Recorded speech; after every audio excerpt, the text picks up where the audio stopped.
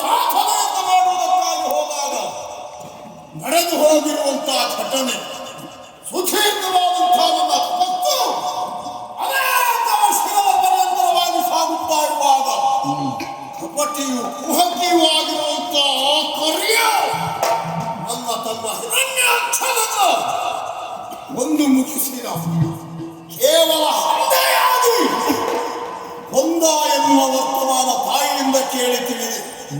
ಪ್ರಾಣಕ್ಕೆ ಪ್ರಾಣವಾಗಿ ನನ್ನ ಬಲಕ್ಕೆ ಬಲವಾಗಿರುವಂತಹ ತಮ್ಮನನ್ನ ಕಳೆದುಕೊಂಡೆ ಅಂತಾದ್ರೆ ಇದಕ್ಕೆ ಕಾರಣವಾದ ಹರಿಯನ್ನು ಮುಗಿಸಬೇಕು ಎನ್ನುವ ಕಾರಣಕ್ಕಾಗಿ ಹುಡುಕಿದೆ, ಅರಸಿದೆ, ಅಲಗಾಡಿದೆ.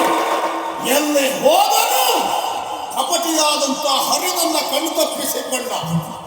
ಭಯದಿಂದಲೋ ಅಥವಾ ಬೇರಾದ ಉಪಾಯದಿಂದಲೋ ಅಂತೂ ನನಗೆ ಗೋಚರವಾಗದಿದ್ದದ್ದು. ಹಾಗಾಗಿ ಒಂದು ಪ್ರಮಾಣದ ಸಮಾಧಾನದ ವಿಷಯ ಗೊತ್ತಾದ ಮೇಲೆ ಮತ್ತವನನ್ನು ಹುಡುಕುವ ಪ್ರಯತ್ನವನ್ನು ಬಿಟ್ಟೆ.